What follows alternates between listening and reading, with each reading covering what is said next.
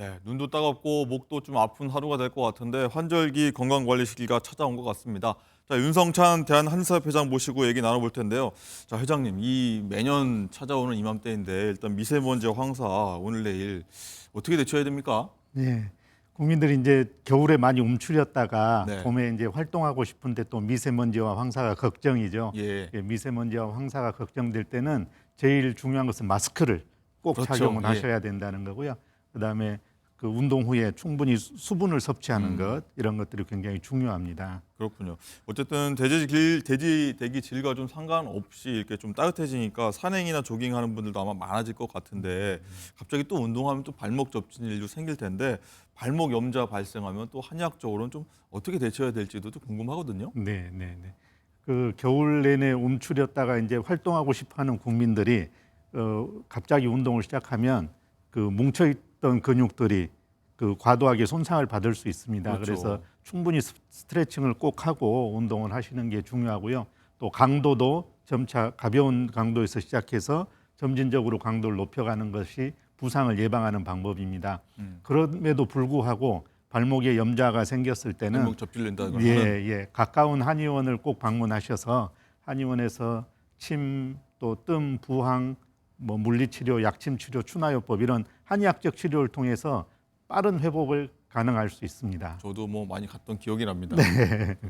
어쨌든 이 보통 정확한 진단하기 위해서 엑스레이 찍은 다음에 진단한 다음에 이제 치료를 받는 게 좀 일상적인 것 같은데 최근에 뉴스 보니까 한의원에서도 엑스레이 촬영된다는 소식 접했거든요. 이게 언제부터 가능하냐고 많이들 물으세요. 네, 언제부터입니까? 그 올해 1월 17일에 네. 수원지방법원에서 항소심 결정을 통해서 네. 그 엑스레이 방식의 골밀도 측정기가 그 한의사가 사용할 수 있다고 판결을 내렸습니다. 그리고 그 판결문에서 한의사들에게 엑스레이 사용권이 있다 하는 것을 인정해 준 것입니다. 예. 어쨌든 여기에 대해서는 또 들어보니까 뭐 의사협회 쪽도 그렇고 좀 말들이 많은 것 같아요. 네, 어떻습니까? 의사협회에서는 뭐 이게 진단과 치료를 구분해야 되는데요. 예. 사실은 진단이라는 것은 환자의 질병에 대한 정보, 또 몸에 대한 정보를 얻는 과정이거든요. 그렇기 때문에 진단은 뭐 서양의학이나 한의학이나 이렇게 구분할 수 있는 것은 아닙니다. 네, 그냥 그렇겠군요. 정보를 얻는 거니까. 예. 그래서 진단의 도구를 최대한 활용해서 정보를 얻어야 좀 더 정확하고 안전한 치료를 할 수 있습니다. 그래서 그 진단과 치료를 구분하지 못해서 하는 오해인 것 같고요. 네. 또 하나 측면에서는 뭐 한의사들이 사용하면 오진의 가능성이 높다 이런 억지 주장을 하고 있는데 오진의 가능성은 의사든 한의사든 치과 의사든 공부를 열심히 하지 않으면 오진의 가능성이 있는 것이고 네. 그 공부를 열심히 하면 의사든 한의사든 치과 의사든 다 정확한 진단을 할 수 있습니다. 네. 그래서 사실은 진료를 하는 의사는 평생 동안 공부를 놓지 말아야 한다. 이런 숙명적인 그 과업을 갖고 있는 거죠, 사실은. 그렇죠. 예. 어쨌든 의사협회 보면은 한의사의 엑스레이 사용이 좀 무면허 의료행위다 이렇게 좀 입장을 내놓고 있고 네. 이용하는 분들 입장에서는 저 같은 사람은요 네. 언제 가능할까 괜찮을까 이런 생각도 들 법한데 한의사협회 입장은 여기에 대해서는 어떤 입장 갖고 계십니까? 네. 그래서 아까 말씀드렸듯이 사법부에서 한의사의 엑스레이 진단권을 인정을 해 준 것이기 때문에 네. 이제는 행정부에서 그 절차만 진행을 하면 됩니다. 그래서 지난 1월 17일에 그 사법부에서 판결을 통해서 한의사에게 엑스레이 사용권이 인정이 됐으므로 이제 2개월 정도 됐지 않습니까? 예. 그래서 행정부에서 그런 절차를 위해서 준비를 해야 되고 행정부에서 한의사들이 방사선 안전관리자 규칙 여기에 그 안전관리자의 자격에 지금 한의사가 빠져 있거든요. 네. 그것만 넣어주면 네. 이제 한의사들이 충분히 한의원에서 사용을 할 수 있게 되고 그러면 국민들께서 한의원에 와서 바로 엑스레이를 찍고 진단을 받고 그다음에 바로 치료를 할 수 있는데 지금은 행정적으로 그게 되어 있지 않기 때문에 한의원을 방문했다가 다시 골절이 의심되니까 엑스레이를 찍어보세요 그러면 다시 양방병원에 가서 사진을 네. 찍고 그리고 나서 다시 한의원에 와서 그것을 판독해서 치료를 해야 됩니다. 예. 그 아픈 몸을 이끌고 택시를 타고 병원을 왔다 갔다 하면서 이렇게 치료해야 되는 이런 이중 방문의 그럴 수 불편감, 있죠. 그다음에 진료비의 이중 부담 이런 불편함들이 사라질 수 있게 됩니다. 그렇군요. 어쨌든 저희 의사협회 의견들은 나중에 추후에 한 번 더 반영하도록 하겠고요. 한의사 쪽에서는 이런 준비는 시행 같은 경우에요. 많이 준비가 돼 있습니까, 실제로? 그렇습니다. 이제 한의사들은 이미 그 학교에서 엑스레이에 관한 그 진단에 관한 교육을 받은 게 영상 진단하기 교육을 받은 게 40년 이상이 됐습니다. 그렇군요. 그래서 한의사들은 이미 충분히 교육을 받고 있고 또 그 임상에서도 활용하고 있습니다. 지금 초음파를 이미 사용하고 있었는데 2022년 12월 22일에 그 대법원 전원합의체 판결에 의해서 한의사가 초음파를 사용하고 있습니다. 네. 그런데 초음파를 사용하면서 한의사들이 뭐 오진이 많아졌다는 이야기는 하나도 없습니다. 또 그 해외 사례에서도 이미 중국과 대만에서는 그 엑스레이를 사용할 수 있거든요. 중국 중의사들이. 그래서 그쪽에서 중의사들이 엑스레이를 사용하면서 그 문제가 됐던 것이 없습니다. 다시 말하면 한의사들이 보다 더 정확한 진단을 하기 위해서는 진단의 도구인 엑스레이든 초음파든 이런 도구를 자유롭게 사용해야 오진의 가능성을 줄이는 것이지 네. 도구를 주지 않고서 진단하면서 도구를 쓰면 오진의 가능성이 높다고 하는 것은 억지 주장이다. 저는 이렇게 생각합니다. 네, 뭐 시대가 바뀌니까 진단법과 치료법도 바뀐다. 좀 이렇게 이해할 수 있을 것 같고, 어쨌든 이렇게 진단과 치료적인 측면 이외에도 환자들이 좀 치료받는 상황에 있어서 또 문제가 되는 부분도 있다. 이렇게 들었습니다. 예. 지금 이제 우리나라는 보건의료 체계가 이원화되어 있습니다. 그래서 환자들이 아프면 네. 내가 한의 치료를 받을 것인지 양방 치료를 받을 것인지에 대한 선택권이 국민에게 주어져 있는 나라입니다.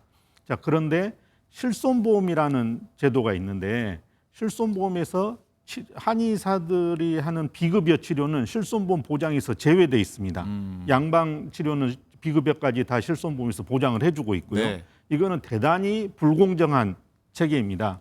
그래서 우리 국민들이 아프면 내가 한의 치료를 받을 것인지 양방 치료를 받을 것인지에 대한 선택권이 비용에 의해서 제한되고 있는 그런 상황이거든요. 네. 그래서 실손보험 제도가 빨리 개편이 돼서 치료 목적이 명확한 한의 비급여 치료는 실손보험에서 보장을 해야 됩니다. 사실 2014년에 국민권익위원회에서 이 문제를 집중적으로 조사를 했고 치료 목적이 명확한 한의 비급여 치료는 실손보험 보장에 포함하라라는 네. 권고를 내렸음에도 불구하고 지금 10년이 지나도록 전혀 개선이 되어 있지 않은 그런 안타까운 현실입니다. 실손보험 부분도 개선돼야 된다. 자, 마지막으로 어쨌든 봄철 건강관리 많은 분들 좀 관심이 있거든요. 네. 이 부분에 대해서 한 말씀 부탁드립니다. 예, 우리 국민들이 겨우내 움츠렸다가 이제 봄에 많이 운동하고 싶어하는 마음이 굉장히 큰데 네.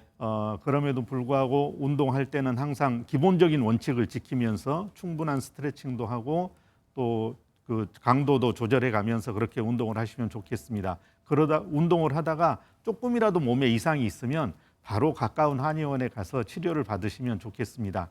한의사는 그리고 한의학은 그리고 한의원은 언제나 국민 곁에 있습니다.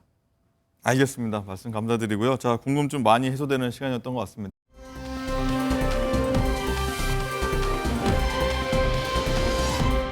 자, 이번엔 정치권 소식으로 이어가겠습니다. 자, 오늘이 비상계엄으로 인한 혼란이 나온 지 100일째 되는 날입니다. 윤석열 대통령 탄핵 심판 선고가 다가올수록 시민들은 물론 여야도 장애 여론전을 강화하고 있는 모양새인데 자, 단식에 삭발에 농성까지 벌이고 있습니다. 국회로 가보도록 하겠습니다. 자, 조희로 기자. 자, 야당 민주당 보면은 민주당 초선 의원들이 삭발식까지 어제 했습니다. 그렇습니다. 박홍배, 김문수, 전진숙 등 민주당 초선 의원들이 어제 국회 본청 앞에서 삭발식을 진행했습니다. 이들은 시민의 염원을 받아 결심한 것이라며 윤석열 대통령 파면을 촉구했습니다. 제 머리카락으로 집신을 지어 헌법재판관들께 보내겠습니다. 얼마만큼 국민이 절절하게 윤석열 파면을 요구하고 있는지 보여드릴 수 있습니다. 또 탄핵 국회의원 연대 소속 야당 의원들은 김경수 전 경남도지사에 이어 서울 시내에서 단식 농성에 돌입했는데요. 대통령 석방으로 흔들릴 수 있는 탄핵 찬성 여론을 다잡기 위해 총공세에 나선 겁니다. 광화문에선 천막 농성도 이어가며 야간 집회와 비상의원총회를 진행하고 있습니다. 천막과 단식, 삭발 투쟁까지 민주당이 윤 대통령 파면을 위해 헌재 압박에 총력을 가하는 모양새입니다. 네, 여당인 국민의힘 의원들은 헌법재판소 앞에서 매일 24시간 릴레이 시위를 시작했어요. 그렇습니다. 국민의힘도 헌법재판소를 향해 압박 수위를 끌어올리고 있습니다. 어제부터 윤상현, 강승규 의원이 탄핵 각하라고 적힌 피켓을 들고 헌재 앞에서 밤샘 시위를 시작했는데요. 탄핵 각하만의 유일한 헌법적 적법 절차를 지킬 수 있는 유일한 길임을 호소하고 충정으로 말씀드리는 당부드리는 그 이유를 다시 한번 헤아려 주십시오. 24시간씩 릴레이로 진행한다는 방침인데 동참 의사를 밝힌 의원만 50여 명에 이르는 것으로 파악됐습니다. 다만 지도부는 각자의 소신과 판단에 따른 것이라고 선을 그었는데요. 또 중도층 민심과 역풍 등을 고려해 야당의 장외투쟁에 맞대응하지 않기로 방침을 정했습니다. 지금까지 국회에서 MBN 뉴스 조희로입니다.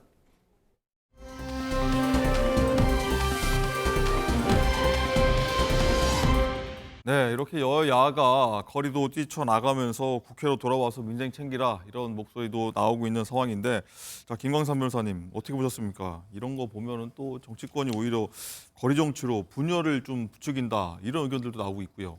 근데 이제 헌재가 이제 선고를 앞두고 있잖아요. 그러면 거기다 의견 표명하고 또 뭐 인용하라 기각하라 이런 의견 개진할 수 있어요. 또 경우에 따라서는 뭐 광장에서도 지지자들 모아놓고 뭐 평화적 시위를 할 수 있다고 봐요. 네. 그런데 이게 단식을 하고 머리를 삭발하고 이런 건 제가 볼 때는 굉장히 후진적 정치의 어떤 전형적인 거라고 저는 이렇게 보거든요. 네. 지금 민주당은 170석 이상의 국회의원 막강한 야 일당이잖아요. 그럼에도 불구하고 저렇게 뭐 단식하고 삭발하고 그런 것 자체는 헌재에 대한 압박으로 비칠 수밖에 없다. 물론 저런 단식이나 삭발 자체가 헌재 결과에 영향을 미치지 않을 거예요. 그러면 저건 미치지 않는다는 걸 알면서도 뭔가 자신들의 어떤 지지자를 위해서 하는 게 아니냐 이제 그런 생각이 들어요. 헌재 관련해서 국회도 마찬가지고 대통령 측도 마찬가지고 이제 최선을 다했잖아요. 물론 절차에서 공정성에 대해서는 문제를 제기할 수 있죠.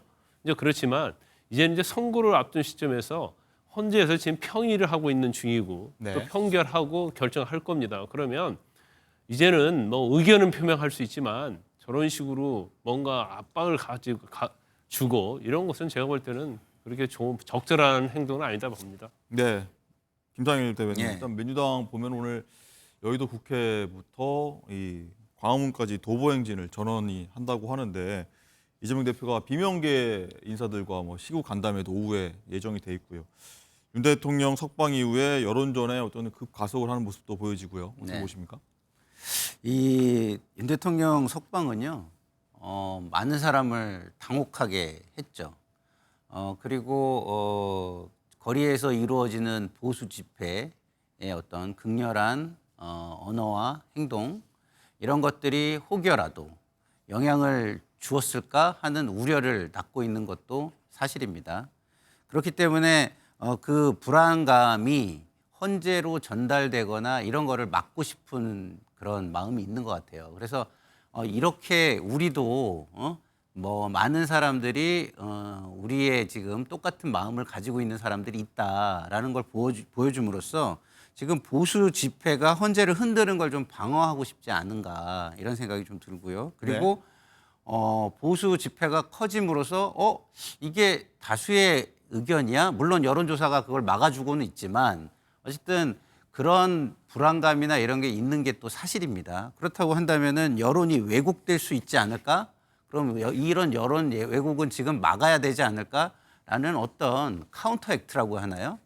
대응적 차원에서 안 할 수 없겠다라고 생각들을 한 거 아닌가 이런 생각이 드는데요. 어쨌든 양쪽 모두가 거리로 나가는 것은 맞지 않죠. 왜 제도권이라고 우리가 합니까? 제도권은 비제도권과 다른 방식으로 제도 안에서 모든 것을 해결하려는 노력을 하는 모습을 보이고 그 안에서 노력할 능력을 보여줘야 할 책임이 있기 때문에 우리가 제도권이라고 하는 겁니다. 그래서 여당이든 야당이든 사실은 의원들이 저기 가서 참여하고 그러는 것은 옳지는 않습니다만 지금 상황 자체가 상당히 양쪽 모두가 그런 것들을 지키기는 어려운 상황으로 치닫고 있는 것으로 좀 보입니다. 네, 알겠습니다. 그리고 이 얘기도 한번 해보도록 하겠습니다. 이 국민의힘에서 민주당이 줄탄핵으로 국회 예산을요 4억 6천만 원을 썼다. 이득을 보고 있다. 이렇게 얘기를 하고 나섰습니다.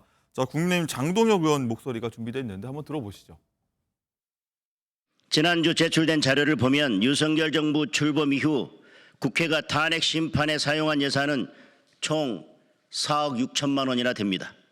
도대체 무엇 때문에 이렇게 많은 혈세가 낭비되고 있는지 국민들은 알 권리가 있습니다. 네, 최근에 뭐 문 닫는 자영업자들 굉장히 많다고 들었는데 탄핵 심판에 한 4억 6천을 국세 측이 썼다는 건데 김광석 변호사님, 어쨌든 정부 고위공직자 탄핵 심판에 친야 성향의 변호사들을 주로 선임했다는 의혹이 있다라고 하면서 이 의혹을 문제를 좀 제기한 거예요. 지금 민주당이 이제 줄 탄핵했잖아요. 29번째 했죠. 네. 근데 이제 탄핵의 결과는 인용된 경우가 아직 한 번도 없어요.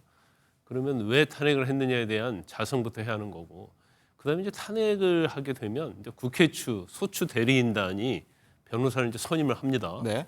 그래서 그 언론 보도를 보니까 그 35명을 선임했다는데 그 중에 이제 22명이 친야 성향이라는 거예요. 뭐 복수에 그렇죠. 뭐 근데 겹치는 부분도 있고. 그래요. 국회의 소추 대리인단은 국회예요. 국회를 대리하는 것이지 민주당을 대리하는 변호사가 아니거든요. 그럼에도 불구하고 지금 보니까 그 사람들이 이제까지 그 변호사 참여한 변호사들 보니까 문재인 정부 때문에 뭐 공직을 맡았다랄지 아니면 민주당과 관련된 뭐 변호사랄지 또 참여연대랄지 민변 변호사랄지 이런 사람들이 전부 다 어떻게 보면 싹쓸이를 한 거예요. 수임을. 그래서 어떤 언론 보니까 아주 이번 29차례 탄핵에서 짭짤한 수익을 얻은 변호사라고 그렇게 언론 헤드라인에 있더라고요. 그런데 일단 뭐 줄탄핵 자체도 잘못된 거지만 탄핵을 했고 그다음에 변호인단을 선임하려고 하면 사실은 뭔가 국회의 어떤 국민의 어떤 공익적 입장에 있는 그런 변호사를 선임을 해야지 민주당 측에 가까운 변호사를 선임했다? 이거 자체는 잘못된 거죠. 그리고 이거에 대해서 계속적으로 지금 국민의힘 측에서 이걸 자료를 내라고 하는데 자료도 안 내고 있어요. 왜냐하면 국회 사무처가 의장이 민주당 출신이잖아요. 그리고 이제 법사위에 내라고 하는데 법사위는 또 민주당이 장악을 하고 있기 때문에 그래서 사실은 이런 것도 투명하게 하는 게 맞죠. 일단 뭐 보수 성향의 변호사도 한 5명 정도 있다고 저도 언론을 접했는데 일단 여기에 대해서 민주당은 어떤 입장을 냈는지 준비되어 있습니다. 한번 들어보시죠. 저희가 탄핵을 아무리 많이 했기로서니 그것이 야당과 언론을 사살까지 하겠다고 하는 윤석열 내란에 버금가겠습니까? 전혀 걸맞지 않은 비교라고 보고요. 그동안 여러 가지 뭐 횟수로 인해서 뭐 잘못된 프레임이 씌워지고 있는데. 네, 김상현 부대변인. 어쨌든 민주당 주도로 탄핵 심판이 이루어지고 있는 만큼 거기에 또 보수 성향 변호인들을 또 대거 기용한다는 것도 좀 앞뒤가 안 맞는 일견이 있어 보이기도 한데 어쨌든 탄핵 남발한다는 지적에 내란 혐의에 버금가겠냐 이렇게 좀 반박을 했습니다. 뭐 저렇게 반박할 수 있는 논리는 있겠지만요. 남의 잘못이 나의 잘못을 가려주는 건 아니고요. 나의 잘못이 더 큰 잘못이라고 해서 내가 다소 상대적으로 작은 잘못이라고 면죄부를 받을 수 있는 것도 아닙니다. 그래서 지금 더 큰 잘못을 한 것으로 보이는 윤석열 대통령에 대한 판단이 먼저 이루어져야 하는 것은 맞습니다.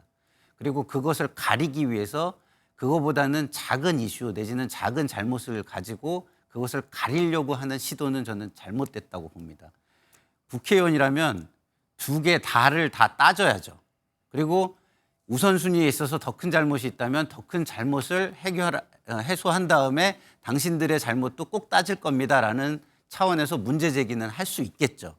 그렇지만 이 의도가 큰 잘못을 가리기 위한 의도라면 그건 잘못된 것이다라는 말씀을 드리고 싶고요. 네.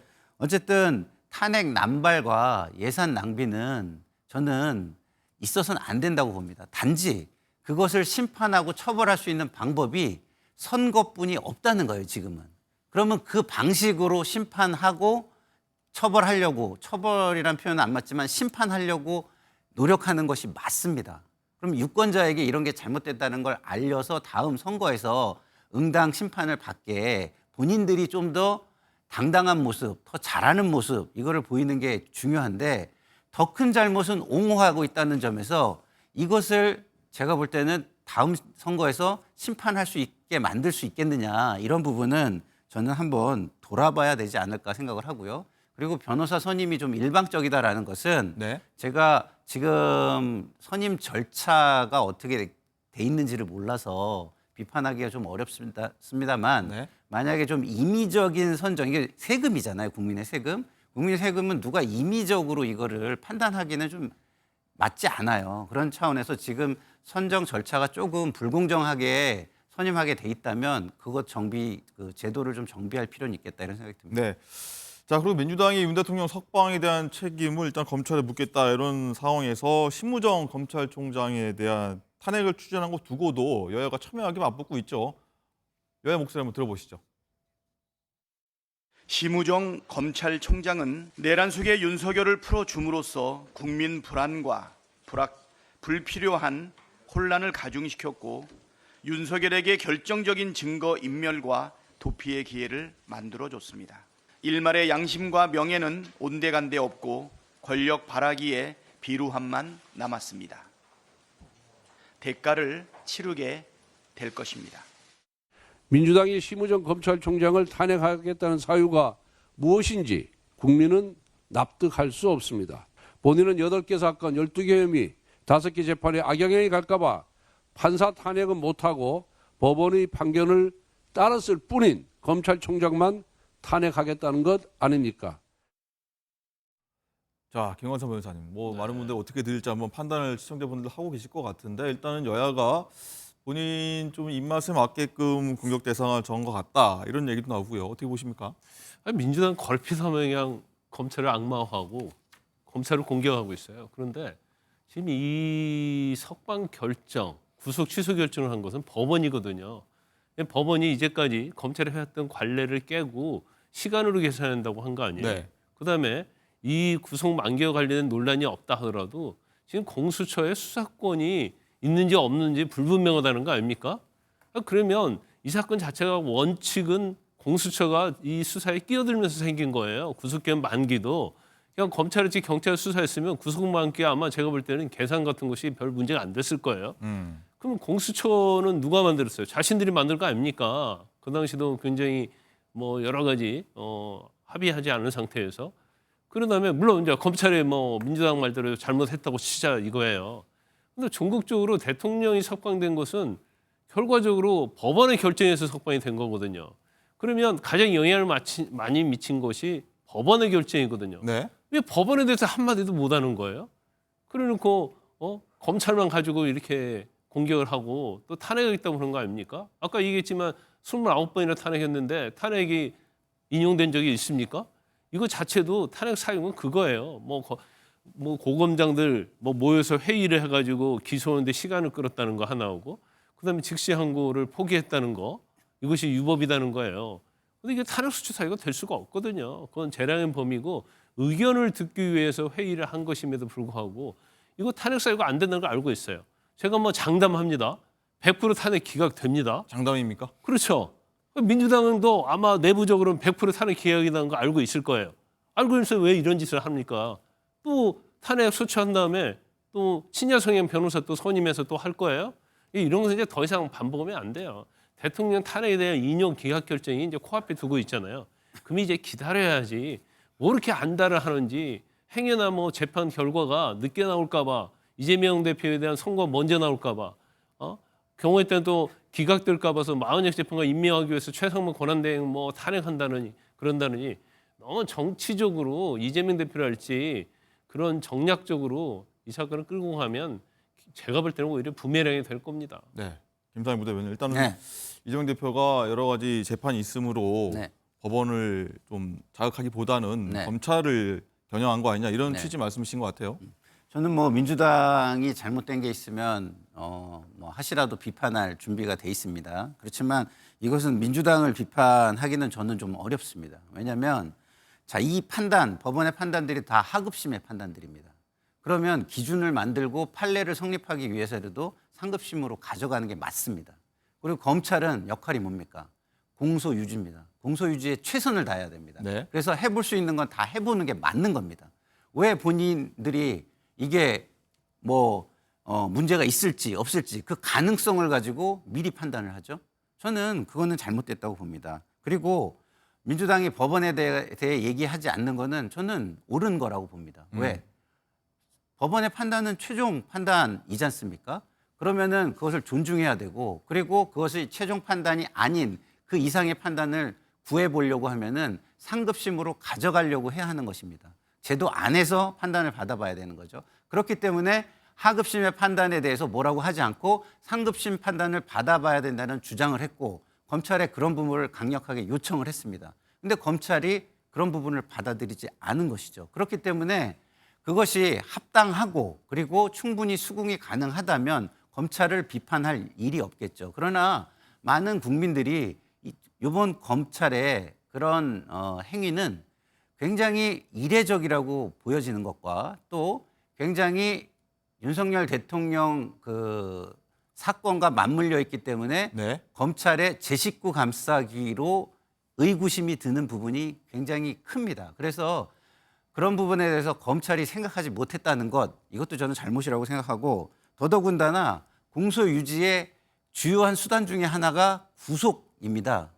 그런데 그 주요한 수단의 유지를 실패했지 않습니까? 그러면 그 부분에 대해서도 누군가는 책임을 져야 합니다. 그래서 그런 책임에 대해서 또 당연히 비판과 책임지라는 요구가 있을 수 있다고 저는 생각합니다. 네.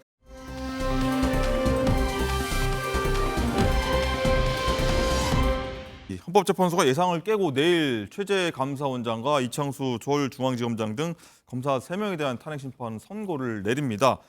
자, 그런데 이미 변론이 끝난 윤 대통령과 한덕수 국무총리 탄핵 심판도 아직 선고일을 정하지 않고 있어서 변수가 많이 좀 복잡하게 얽혀 있는 걸로 좀 보이는데, 화면에 보이시는 것처럼입니다. 일단 여기에 대해서 국민의힘에서는요, 한덕수 총리의 선고를 먼저 하자고 하고 있고, 민주당에선 이게 무슨 뚱딴지 같은 소리냐라고 지금 반박을 하고 있는데, 여야 목소리 준비되어 있습니다. 한번 들어보시죠.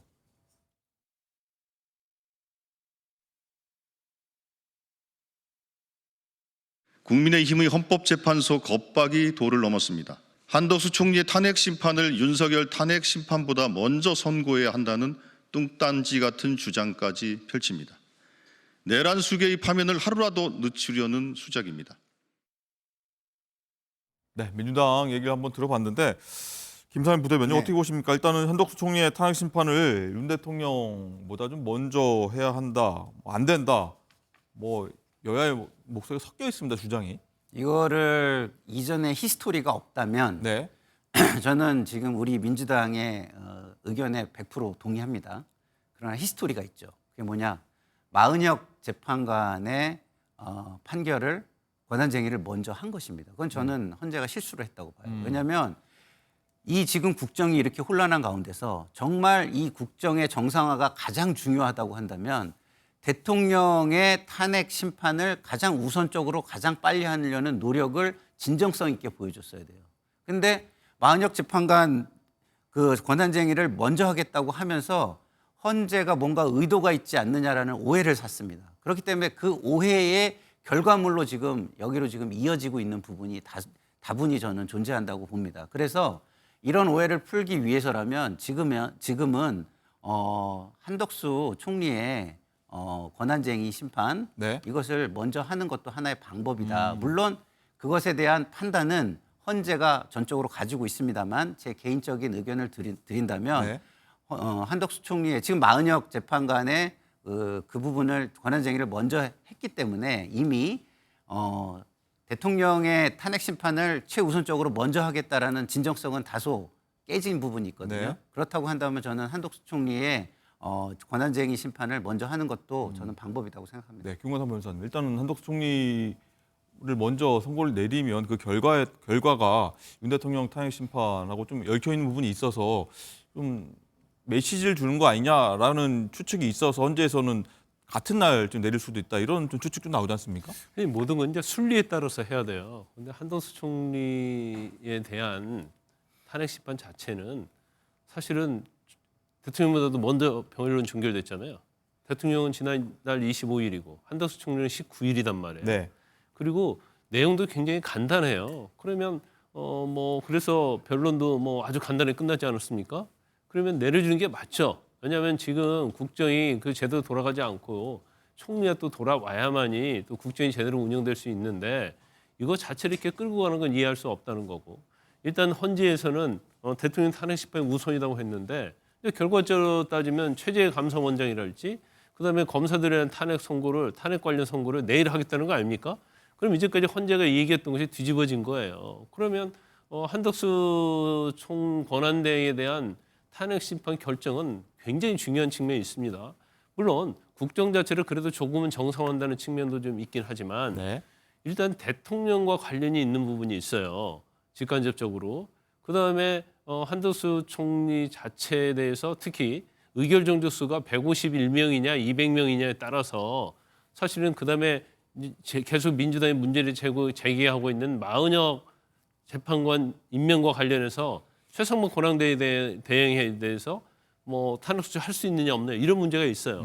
그런데 이제 헌재는 제가 개인적으로 그때 고민하고 있는 것은 지금 윤 대통령의 탄핵 소추 사유와 좀 밀접한 관련이 있다고 그랬잖아요. 그런데 한덕수 총리에 대해서 결정을 하게 되면 윤 대통령의 탄핵 심판을 우리가 추론해 볼 수 있다는 거죠. 네. 그러면 거기에 반대 의견, 소수 의견이 나오면 윤 대통령 관련해서는 누가 반대할 것이고 누가 인용에 대해서 찬성할 것인가가 드러날 수 있기 된다. 때문에 아마 그 부분에 대해서 고민하고 있는 것 같아요. 네. 그래서 아마 뭐 같은 날 할 수 있다는 얘기가 굉장히 계속 나오고 있는 거예요. 근데 어차피 윤 대통령 선거로 지금 늦어지고 있잖아요. 그러면 그런 너무 정무적인 생각하지 말고 지금 결정이 났으면 한덕수 권한대행에 대한 결정은 빨리 선고하는 게 맞다 이렇게 봅니다. 알겠습니다. 자, 마지막으로 하나만 보겠습니다. 일단은 심판 선거가 좀 임박하면서 뭐 현재 재판관들에 대한 뭐 테러 모의도 있었다. 그래서 경찰이 수사에 나선 상황인데 조금 전에 들어온 속보 보니까요. 민주당이 이재명 대표 암살 계획을 제보를 받아서 심전 보호를 검토 중이다. 이런 소식이 들어왔는데 김상희 부대변인 많이 걱정이 됩니다. 그러니까 어쩌다 나라가 이 지경이 됐죠. 네. 예. 정치인들이 국민들을 자극하지 말고 모든 것을 제도 안에서 풀어가자라고 이야기를 했어야 되고 그걸 선언했어야 되고 그런 모범을 보였어야 되는데 그렇지 못하기 때문에 국민들이 너무 격앙돼 있다. 네. 그리고 그 분노가 어떤 저런 극단적인 행동으로 표출된 우려가 있는 상황까지 왔다. 참 우려스럽습니다. 그러나 우리 국민들은 정말 위대한 국민 아닙니까? 좀 차분하게 지켜봐 주시고 저런 것들이 문제를 해결하는 데 전혀 도움이 되지 않고 본인의 삶이나 모든 국민들의 삶 그리고 국가의 미래에 전혀 도움이 되지 않는다는 것을 좀 생각해 주시고 조금 더 차분하게 우리 제도와 이런 것을 믿고 좀 지켜봐 주셨으면 좋겠다 이런 생각이 듭니다. 알겠습니다.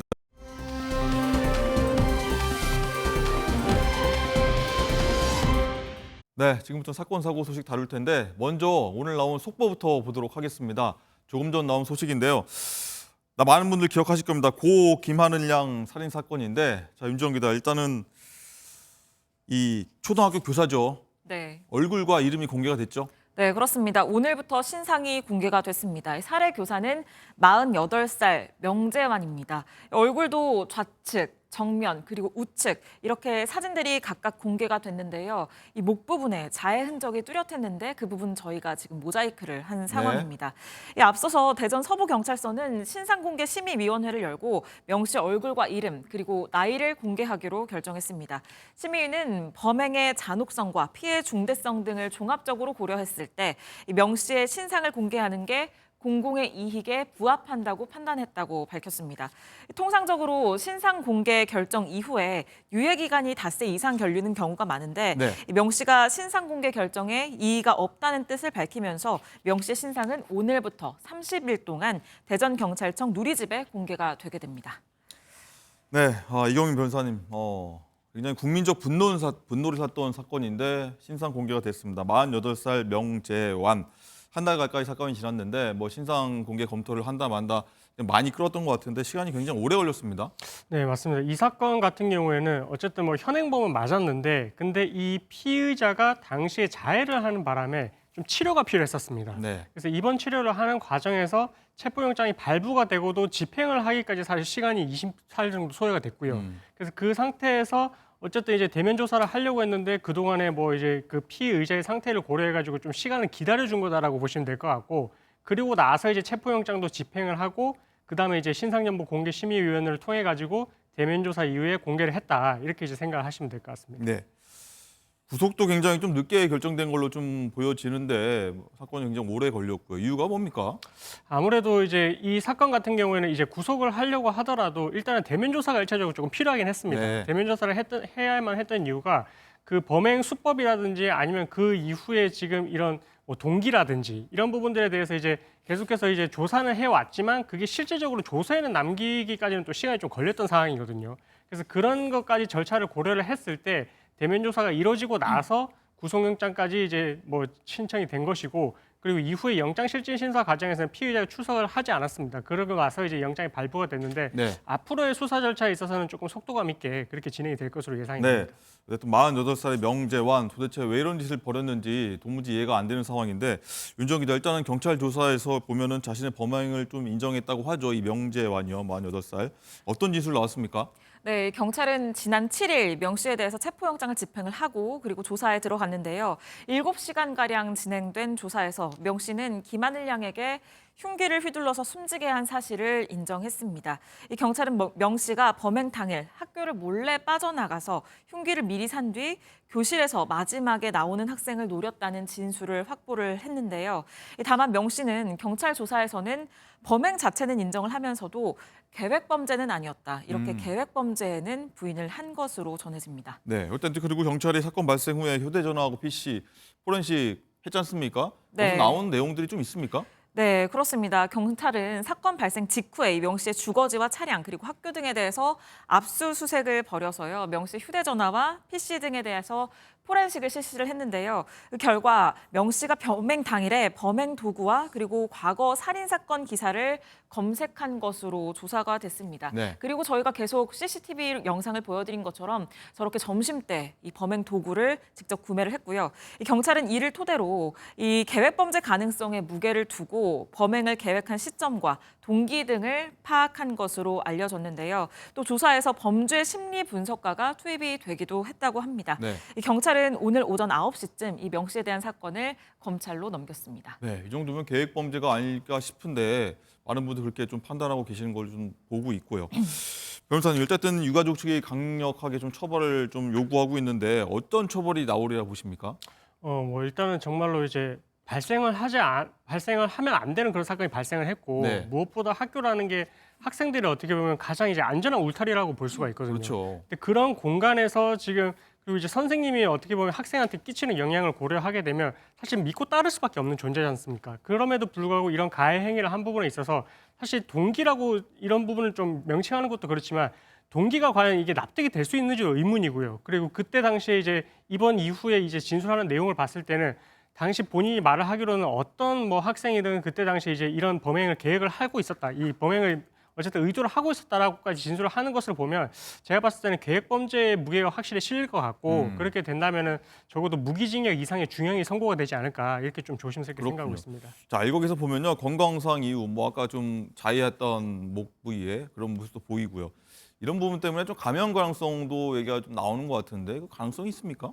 보통 이런 경우에 이제 건강상의 이유로서 감염 주장을 하게 되는데 그러면 본인이 그동안 진료받았던 기록들을 좀 재판부에 제출을 하게 됩니다. 네. 그럼 재판부에서는 그 진료 기록과 함께 나머지로 이제 보는 것이 그때 당시 범행 당시의 그런 사정들. 그러니까 이 사건 같은 경우에는 이제 포렌식을 해봤을 때 범행 전에 어쨌든 도구를 구입을 하려는 그런 이제 모습도 있었고 검색을 하기도 했고. 그리고 이전에 이 살인 사건에 대한 검색 기사도 이제 검색을 했다라는 거 보면 네. 어느 정도 이런 것들을 이제 구체적으로 본인이 이제 계획을 했다라고 볼 수밖에 없거든요. 그런 사정들을 비춰본다면 본인이 건강상의 이유를 주장을 한다 하더라도 그 주장보다는 이 계획 범죄에 오히려 무게성이 더 실려가지고 아마 조금 더 중형이 선고될 그런 가능성이 높지 않을까 이렇게 판단되고 알겠습니다. 있습니다. 많은 국민이 이 사건 지켜볼 것 같으니까 어떤 처벌 나올지 한번 지켜보도록 하겠습니다.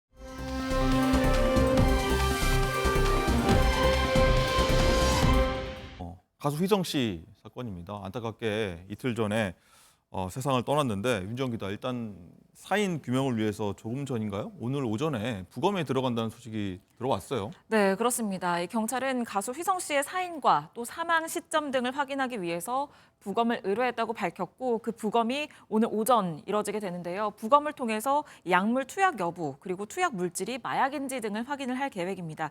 왜냐하면 이 심정지 상태로 발견됐을 당시에 외부 침입 흔적 등 범죄 혐의점은 발견이 되지 않았지만 발견 당시에 이 시신 주변에 주사기가 놓여 있었던 것으로 전해지는데요. 그래서 이 주사기와 관련된 부분에 대해서 정확하게 밝힐 것으로 보입니다.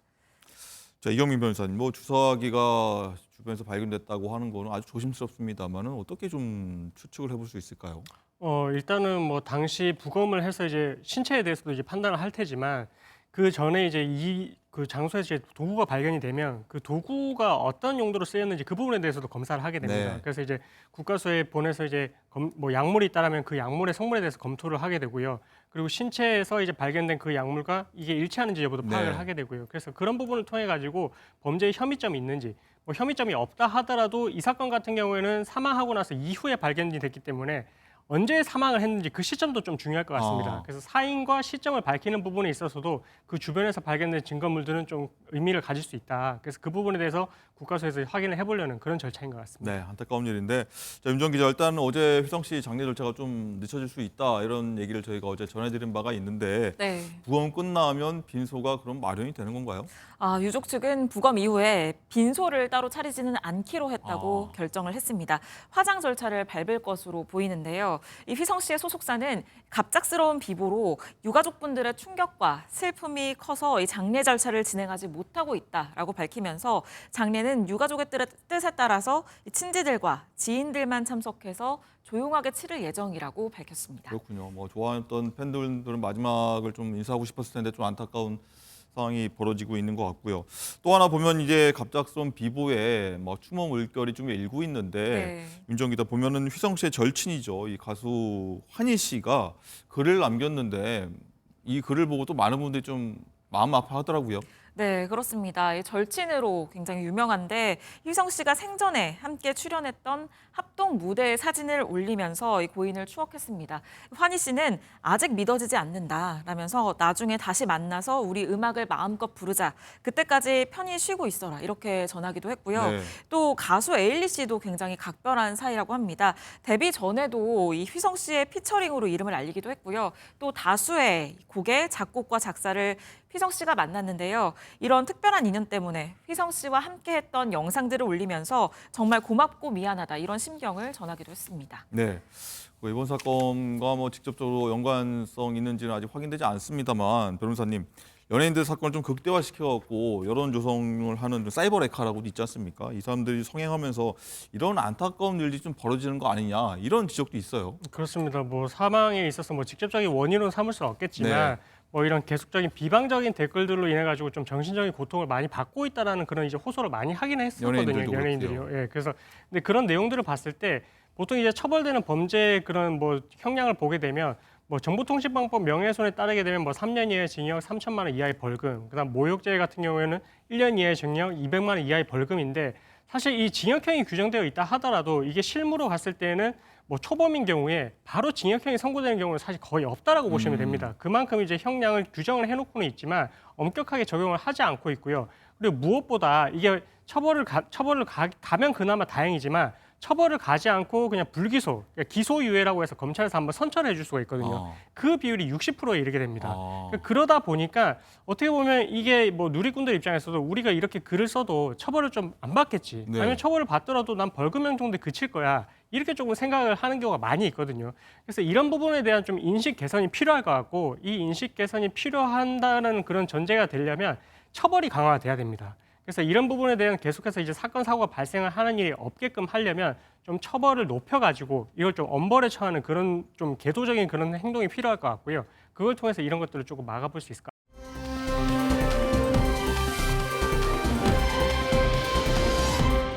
연이은 논란으로 홍역을 치르고 있죠. 외식 전문가이자 방송인 백종원 씨 얘기인데 저희가 뭐 매주 하나씩 전해드리는 것 같은데 계속 하나씩 일이 나오고 있습니다. 윤정 기자, 일단은 백 대표가 이끄는 더본코리아가 이번엔 중국산 맥주로 만든 된장을 만들어서 또 여기에 논란이 일고 있어요. 네, 이 해당 된장 제품이 생산된 이 공장이 백석 공장인데 이 네. 공장이 농업진흥구역으로 지정이 돼 있습니다. 그래서 농지법 위반 의혹에 휩싸인 건데요. 네. 이 농업진흥구역에서는 가공 처리 시설을 지을 수가 없습니다. 그런데 예외적으로 국내에서 생산된 농산물을 가공하는 시설은 허용을 하도록 하고 있는데요.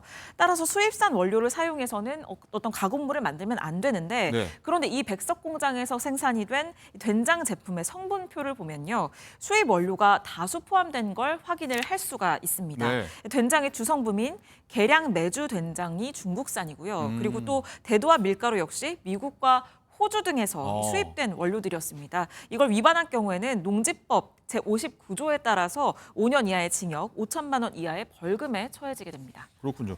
자, 이경민 변호사님, 일단 농지법 위반 논란에 대해서 이 해당 회사 측 입장을 보니까 법을 잘 몰랐다. 이게 입장입니다. 그렇죠. 이게 사실 피의자들이 보통 이제 이런 문제가 됐을 때 네. 좀 주장할 수 있는 게 여러 가지가 있는데 무죄 무혐의를 주장하는 분이 있고 아니면은 잘 몰랐다. 법률의 부지, 그러니까 이런 몰랐음을 주장을 하는 사람도 있거든요. 네. 근데 이게 수사기관이나 재판부에서는 몰랐다라고 하는 부분은 사실 합당한 변명이 되지는 이 않습니다. 개인도 아니고 회사지 않습니까? 그렇습니다. 예. 그래서 이런 부분들에 있어서는 주장은 하고 있지만 전혀 받아들여지지 않는 주장이라고 보시면 될 것 네. 같고, 그래서 좀 어떻게 보면 이제 더본코리아라는 것도 이제 기업이고 그 동안에 이제 많은 어떻게 보면 이제 가공식품들을 또 만들어 왔을 것인데 좀 이렇게 이제 대처를 했다라는 게 조금 어쨌든 이번 기회를 통해서 좀 계속해서 문제 제기도 되고 있는 만큼 네. 좀 자성적인 그런 뭐 자세가 좀 필요하지 않을까 그렇게 생각이 네, 듭니다. 일단은 뭐 해당 제품 홍보 보면은 전통 된장의 깊은 맛 그대로다라고 했거든요. 여기에 대해서 이렇게 알고 샀던 분들이나 사려고 했던 분들, 소비자들 굉장히 배신감이 클 것 같은데요.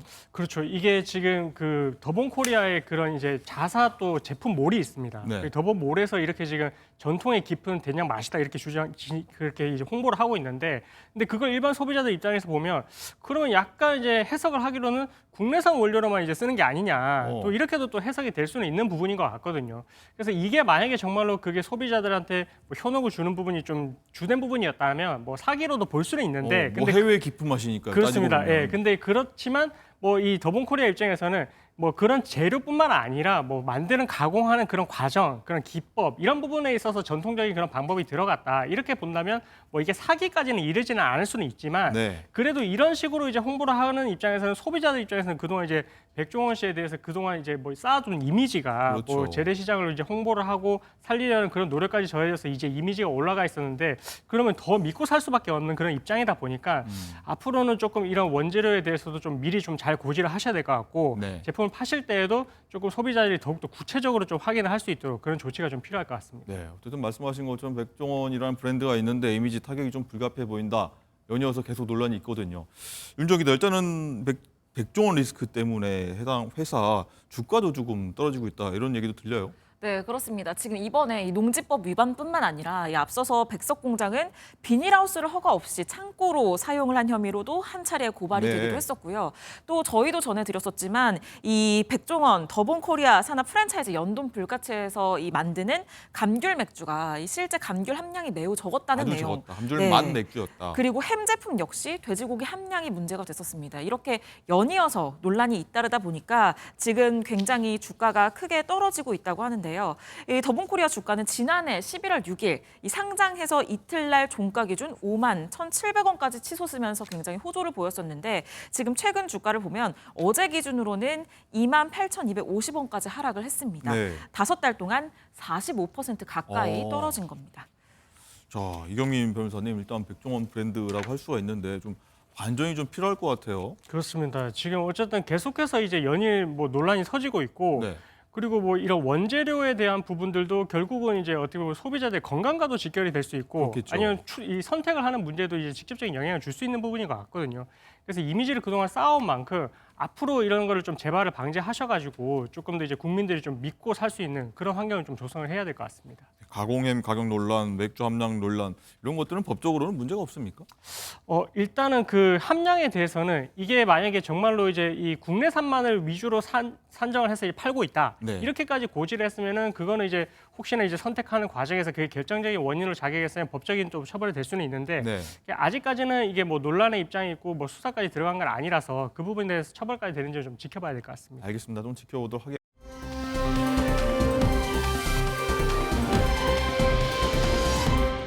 라이브픽입니다. 아시아나항공을 인수한 대한항공이 새 단장에 나섰습니다. 로고도 바꾸고 새 여객기도 공개했습니다. 대한항공이 지난 41년간 사용하던 태극 문양의 로고, 이르면 내년 아시아나와 법인을 통합해 하나의 항공사로 운영하게 되면서 새로운 로고를 공개했습니다. 꼬리의 기존 태극마크 형태는 간결한 디자인으로 바뀌었고요. 색은 더 짙어졌습니다. 전용 서체도 개발되는데요. 이 새로 단장한 항공기는 오늘부터 운항에 나설 예정입니다. 소비자들은 항공 마일리지 통합 문제를 가장 민감하게 반응하고 있는데요. 현재 대한항공과 아시아나항공은 제휴 신용카드로 마일리지를 얻게 될 때 가치도 다른 상황. 구체적인 방안이 나오진 않았지만 대한항공 측은 상반기 중에 공정거래위원회에 마일리지 전환 비율 최종안을 제출할 계획이라고 밝혔는데요. 모든 고객이 이해할 수 있는 수준에서 합리적으로 마일리지가 통합될 수 있을지 조금 더 지켜봐야겠습니다. 대규모 살상 혐의로 필리핀 16대 대통령 로드리고 두테르테 전 대통령이 체포됐습니다. 필리핀 정부가 국제형사재판소 ICC가 발부한 체포영장을 집행한 건데요. 두테르테 전 대통령은 2016년 취임 후 6년 재임 기간 마약 소탕 작전을 명분으로 관련 범죄자를 영장 없이 체포하고 사살했습니다.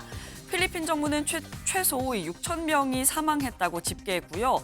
인권단체는 그보다 더 많은 3만 명에 이른다고 보고 있습니다.